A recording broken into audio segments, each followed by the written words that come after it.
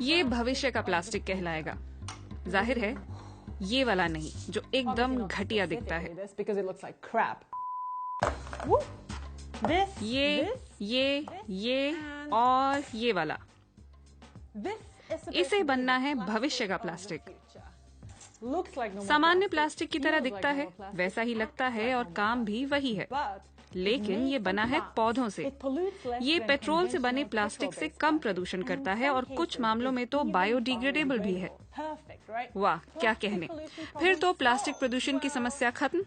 लेकिन बात इतनी आसान नहीं है। बायोप्लास्टिक को आपने बायोडिग्रेडेबल प्लास्टिक के रूप में देखा होगा, जैसे ये कॉफी कैप्सूल या ये कटलरी।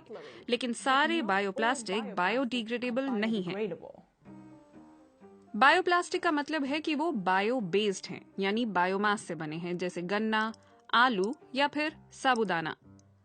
कोका कोला और डनॉन जैसी बड़ी कंपनियों ने बायो पेट बोतलों का इस्तेमाल भी शुरू कर दिया है।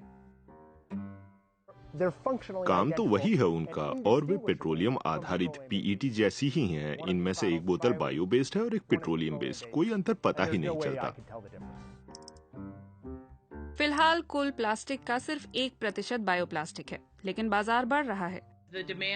मांग बहुत ज्यादा है, पूरी इंडस्ट्री की क्षमता से भी ज्यादा। लेया फोर्ड दुनिया की सबसे बड़ी बायोप्लास्टिक निर्माता कंपनियों में से एक नेचरवर्क्स में काम करती हैं। नेचरवर्क्स जैसी कंपनियां फल फूल रही हैं क्योंकि उपभोक्ता इको फ्रेंडली प्रोडक्ट्स चाहने लगे हैं। पेट्रोकेमिकल बेस्ड प्लास्टिक की तुलना में इसके तैयार माल में प्रति पाउंड 2/3 से 3/4 कम कार्बन है। ये निर्भर करता है कि वो कैसे, कहां और किस चीज से बना है, लेकिन आमतौर पर बायोप्लास्टिक उत्पादन में ग्रीन हाउस गैसें कम निकलती हैं। इस तरह वो इको फ्रेंडली विकल्प बन गए हैं। बायोमास से प्लास्टिक बनाने का विचार नया नहीं है। सबसे शुरुआती मानव निर्मित प्लास्टिक में पार्क्साइन नाम का बायोप्लास्टिक भी था। उसे आज सेलुलॉइड कहते हैं। ये पौधों के सेलुलोज से बना है। फोर्ड ने तो एक सोयाबीन कार भी निकाली थी। अंदाजा लगाइए कैसे? जी हाँ, सोयाबीन वाले बायोप्लास्टिक से। लेकिन आखिरकार पेट्रोल आधारित प्लास्टिक ही चलते हैं। उत्पादन में आसान और ज्यादा कारगर, और उनकी मांग बढ़ती ही जा रही है।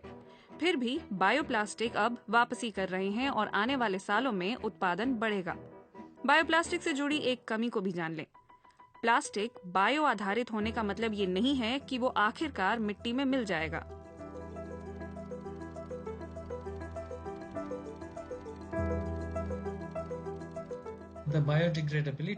सामग्रियों की केमिस्ट्री से बायोडिग्रेडेबिलिटी आती है। अक्षय स्रोतों से आप ऐसी सामग्री बना सकते हैं जो बायोडिग्रेडेबल होंगी और नहीं भी, आपके फॉसिल बेस्ड प्लास्टिक की तरह।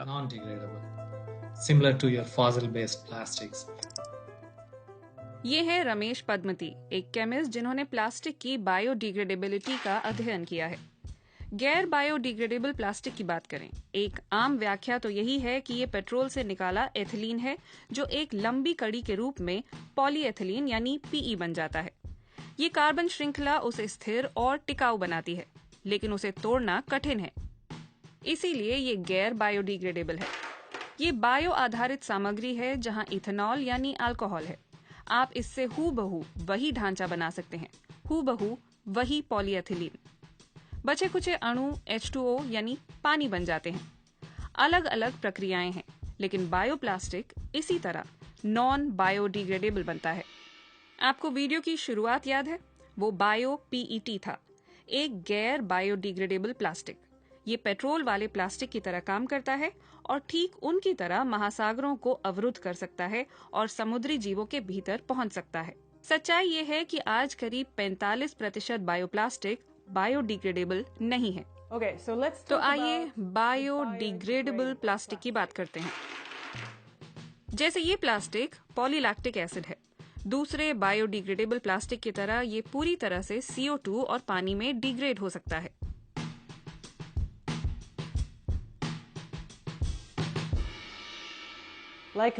जैसे ये पॉलीलैक्टिक एसिड से बना है और ये कंपोस्ट होने लायक है। इसका मतलब एक निश्चित समय और निश्चित परिस्थिति में बायोडिग्रेड हो सकता है। औद्योगिक कंपोस्ट प्लांट में इसे 3 महीने लगते हैं। उसे इकट्ठा कर कंपोस्टिंग में भेजना होता है, तभी वो डिग्रेड हो सकता है। अगर आप इकट्ठा न कर ये सोचे कि बाहर फेंक देते हैं और देखते हैं कि सड़ेगा या नहीं, तो नहीं सड़ेगा और फॉसिल वाले प्लास्टिक की तरह समस्या पैदा करेगा। लेकिन इस तरह की कंपोस्टिंग फैसिलिटीज बहुत कम हैं और कई तो कंपोस्ट होने वाला प्लास्टिक लेते भी नहीं हैं, क्योंकि पारंपरिक प्लास्टिक से उन्हें अलग करना कठिन है। एक बात और, बायोप्लास्टिक के लिए उगाए जाने वाले पौधों को ज्यादा जगह और ज्यादा पानी चाहिए। उनका कार्बन फुटप्रिंट भी बड़ा हो सकता है और वो फसलों को खाद्य स्रोतों से दूर करते हैं और पेस्टिसाइड से पर्यावरण को नुकसान पहुंचाते हैं। कुछ बायोप्लास्टिक कंपनियां लोकल टिकाऊ फसल उगाने लगी हैं या बायो वेस्ट से प्लास्टिक बनाने लगी हैं। उपभोक्ता नहीं जानते कि ये कहाँ बना है, बनाने में क्या सामग्री लगी और बायोप्लास्टिक भी अलग अलग है, इसीलिए उपभोक्ता पर ठीकरा फोड़ना मुश्किल है। क्लाउस हुबाचेक बायोप्लास्टिक के जमीन, पानी और कार्बन फुटप्रिंट से जुड़े एक अध्ययन के सहलेखक हैं। हमने पाया कि सारा प्लास्टिक बदलना आसान नहीं है, एक बार इस्तेमाल होने वाला प्लास्टिक भी नहीं, क्योंकि लैंड यूज और पानी की खपत के मामलों में जरूरतें बहुत बढ़ जाएंगी। उन्होंने अनुमान लगाया है कि तमाम प्लास्टिक पैकिंग को बायोप्लास्टिक से बदलने के लिए दुनिया में उगने वाला आधे से ज्यादा मक्का खप जाएगा। बेशक ये निराश करने वाली बात है, पर यही सच है। इसका मतलब ये नहीं है कि बायोप्लास्टिक बनाना बेकार है। कुछ मामलों में इसे इस्तेमाल करना पेट्रोल बेस्ड प्लास्टिक के मुकाबले बेहतर है, जैसे पहले नंबर पर भोजन संबंधी प्लास्टिक यूज के मामले में। मसलन इस टी बैग में प्लास्टिक हो सकता है, या फिर इस कॉफी कैप्सूल में, या आमतौर पर फूड पैकेजिंग में। ऐसी पैकेजिंग जिसने खाने को टच किया हो उसे रिसाइकल नहीं किया जाता। ऐसे प्रोडक्ट को हैंडल करने का सबसे अच्छा तरीका कंपोस्टिंग ही है। लिहाजा पारंपरिक प्लास्टिक को बायोडिग्रेडेबल से बदलना, वो भी घर पर ही कंपोस्ट हो सकने वाले बायोप्लास्टिक में, अच्छा आइडिया है।